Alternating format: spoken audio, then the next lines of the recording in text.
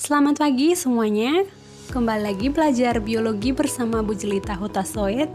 Kali ini kita akan ngebahas tentang sistem pencernaan makanan bagian pertama. Berbicara tentang makanan tentu bukan hal yang asing lagi buat kita, sebab setiap harinya kita bertemu dengan makanan, dan salah satu ciri dari makhluk hidup memerlukan makanan, baik itu manusia, hewan, termasuk juga tumbuhan. Nah, jika saya bertanya sekarang, mengapa kita butuh makanan? Mungkin Anda bisa langsung menjawab secara spontan dengan alasan kita masing-masing. Dan seandainya kita ditanya mengapa butuh makanan? Oke, baik, ada banyak alasannya. Yang pertama, mengapa kita butuh makanan adalah karena memang dari makanan itu sumber energi. Ya, buat apa energi? Untuk melakukan segala aktivitas, karena setiap harinya kita pasti melakukan aktivitas, baik itu belajar, olahraga, bekerja, dan lain-lain. Nah, di sana itu membutuhkan energi. Jadi energi nanti kita dapatkan dari makanan. Alasan yang kedua, makanan dibutuhkan untuk pertumbuhan dan perkembangan. Contoh, pada manusia sebelum terbentuk kita ini sebagai seorang manusia, itu diawali dulunya atau sejarahnya bertemunya sperma dengan ovum, sehingga sperma membuahi ovum, terbentuklah namanya zigot. Lalu zigot itu 2 sel akan berkembang atau membelah menjadi 4 sel, kemudian 8 sel, 16 sel, 32 sel, hingga dia terbentuk menjadi seorang janin, bertumbuh di dalam uterus atau di dalam rahim, kemudian nanti akan lahir ke dunia. Nah, itu adalah salah satu bukti bahwa makanan diperlukan dalam hal pertumbuhan dan juga perkembangan. Nah, kalau yang makanan dibutuhkan dalam hal perkembangan, seperti halnya pada orang dewasa, dikategorikan dewasa dalam hal biologi seperti remaja, munculnya alat kelamin sekunder pada pria maupun wanita. Seperti itu. Jadi untuk itu diperlukan makanan dalam hal pertumbuhan dan perkembangan. Nah, alasan yang ketiga, makanan itu dibutuhkan juga untuk memperbaiki atau mengganti sel-sel yang rusak. Jadi seandainya kita nih terluka ketika kita ngiris bawang contohnya, kemudian tangan kita terluka atau kita terjatuh lalu ada luka di kaki kita, nah itu nanti akan diperbaiki selnya oleh makanan yang kita konsumsi, karena nanti di sana makanan seperti protein akan berperan untuk mengganti sel yang rusak. Alasan yang keempat, makanan itu diperlukan atau dibutuhkan untuk memelihara suhu tubuh supaya tetap terjaga. Makanya untuk orang gemuk dengan orang kurus, biasanya jika di lingkungan yang agak dingin, lebih cepat kedinginan itu orang kurus. Sedangkan orang gemuk biasanya agak lebih lama karena memang dia itu memiliki cadangan makanan yang lebih banyak. Seperti itu. Lalu alasan yang kelima, mengapa kita butuh makanan itu karena untuk menjaga keseimbangan metabolisme tubuh supaya tetap sehat. Nah, itulah alasan-alasan mengapa kita butuh makanan. Nah, jadi kalau besok ada yang bertanya, silahkan kamu jawab seperti yang sudah Ibu jelaskan. Nah, sekarang pertanyaannya, sebenarnya apa sih makanan itu? Kemudian seperti apa ya syarat-syarat makanan? Nah, jika ada yang bertanya seperti itu, maka jawabanmu boleh kamu katakan bahwa ternyata makanan itu adalah segala sesuatu yang dimasukkan ke dalam mulut yang memiliki nilai gizi dan dapat diserap oleh tubuh. Ya, jadi yang kedua, syarat makanan yang sehat atau yang baik, yang pertama harus memiliki nilai gizi. Entah itu karbohidrat, protein, lemak, vitamin. Kemudian yang kedua, dia itu harus dapat diserap oleh tubuh. Jadi segala sesuatu yang tidak dapat diserap oleh tubuh itu bukan makanan yang baik buat tubuh kita. Kemudian dia itu harus mengandung kalori yang cukup. Lalu mengandung air atau mineral serta makanan itu harus bersih atau higienis. Sebab jika makanan itu tidak bersih atau kotor, bisa aja dia mengandung bakteri atau mikroorganisme yang lain yang bisa mengganggu kesehatan kita. Nah, itulah pengertian dari makanan dan syarat makanan. Baik, kita lanjut jenis makanan. Apa aja yang menjadi jenis makanan? Jenis makanan itu ada 6. Yang pertama ada karbohidrat, kemudian ada protein, lemak, vitamin, mineral, dan juga air. Nah, seperti yang terlihat pada gambar, di sini kamu bisa melihat gambar sumber dari lemak, protein, vitamin, mineral, serat, dan air, serta karbohidrat. Nah, untuk lebih detailnya, di sini Ibu akan menjelaskan melalui tabel berikut ini.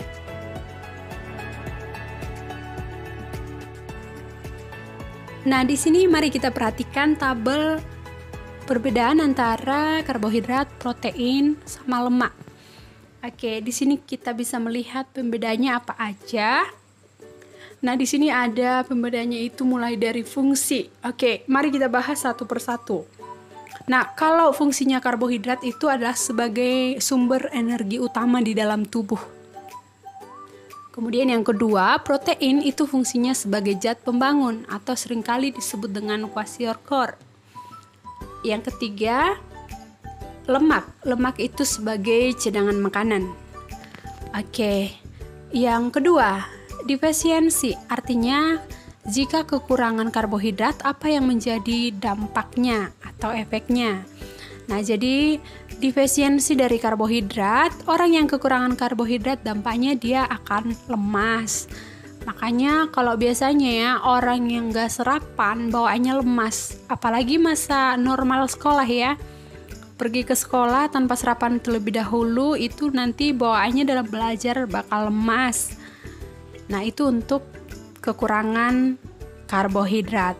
Kedua, jika kekurangan protein atau defisiensi dari protein itu apa? Namanya busung lapar. Nah, ini yang paling berbahaya ya. Jadi kalau orang kekurangan protein, itu bisa menimbulkan busung lapar. Ciri-cirinya itu biasanya perutnya itu buncit, bukan hamil. Kemudian badannya itu kurus. Seperti orang-orang yang ada di Afrika itu masih banyak orang yang mengalami busung lapar.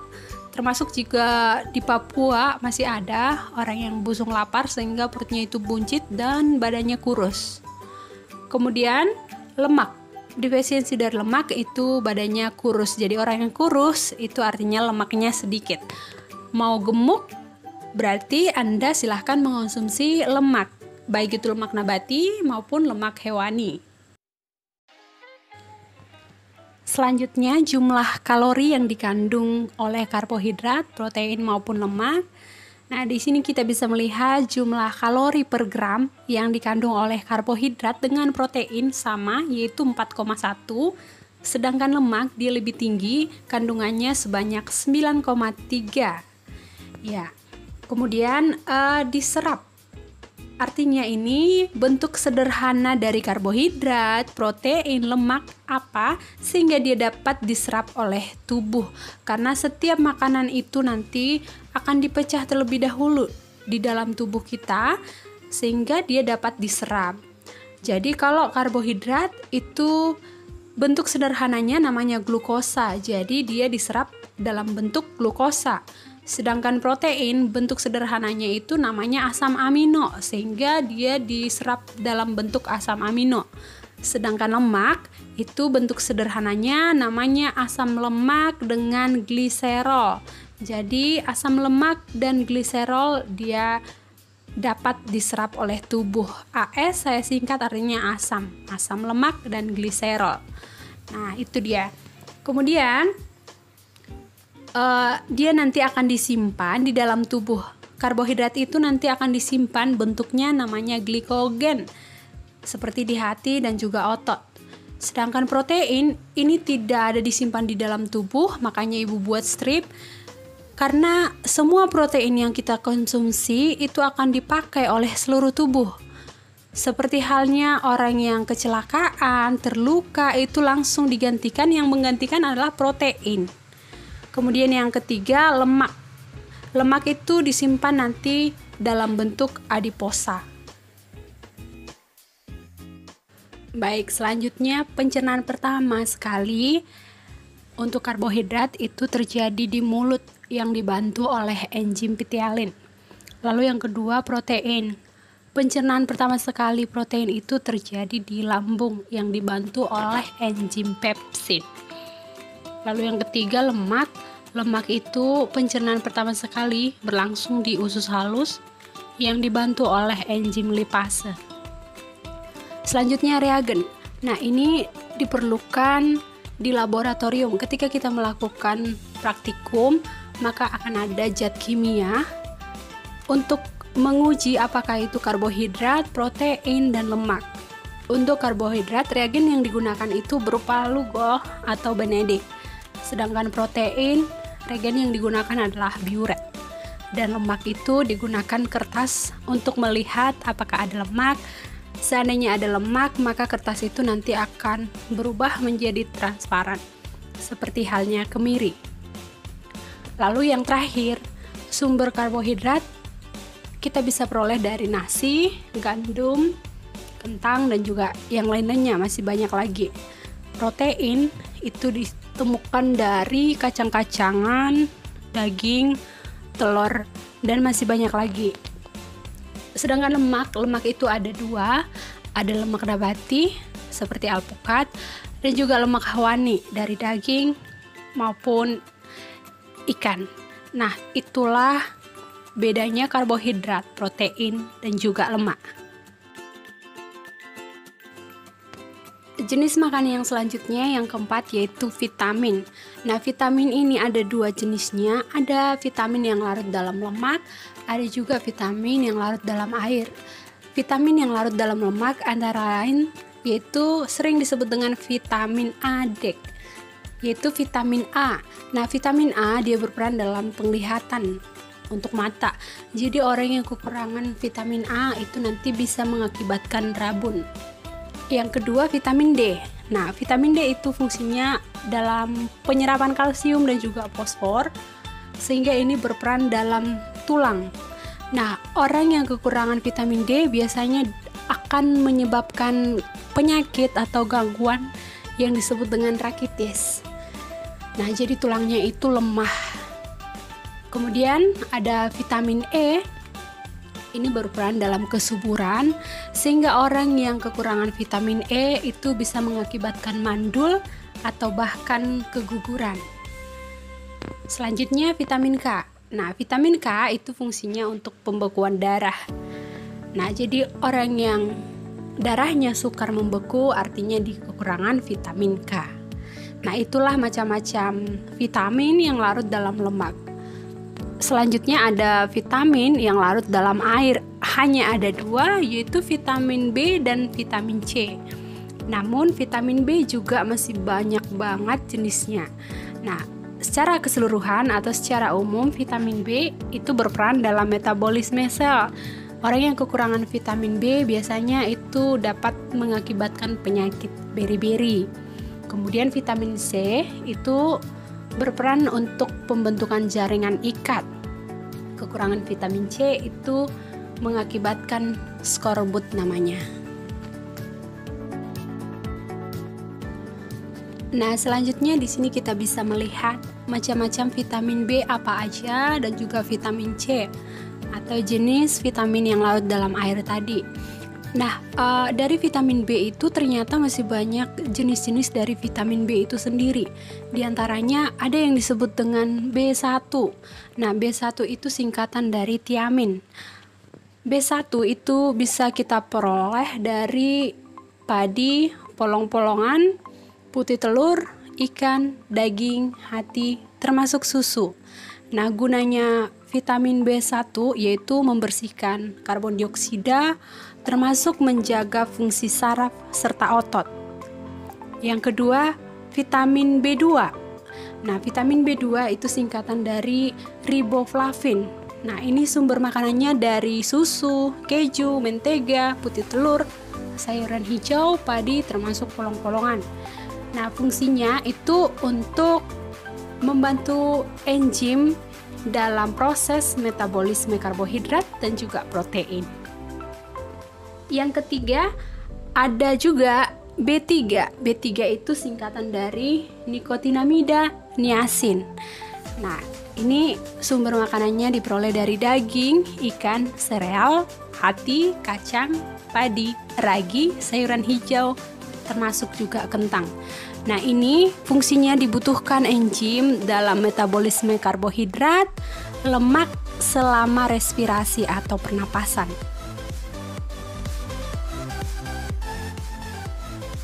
Selanjutnya ada B6 atau disingkat dengan piridoksida.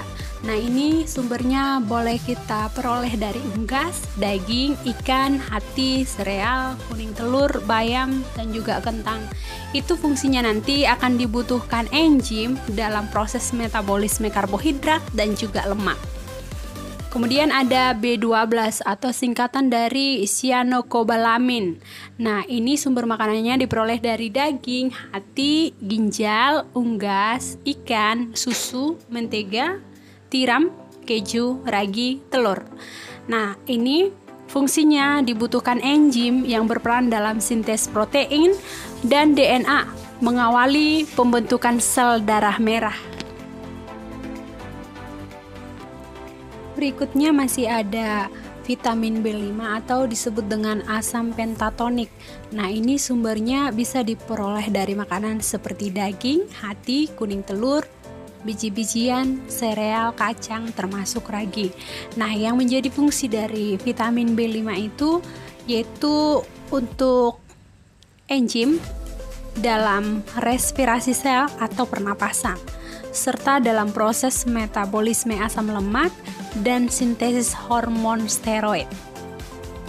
Kemudian ada juga vitamin B7 atau disebut dengan biotin.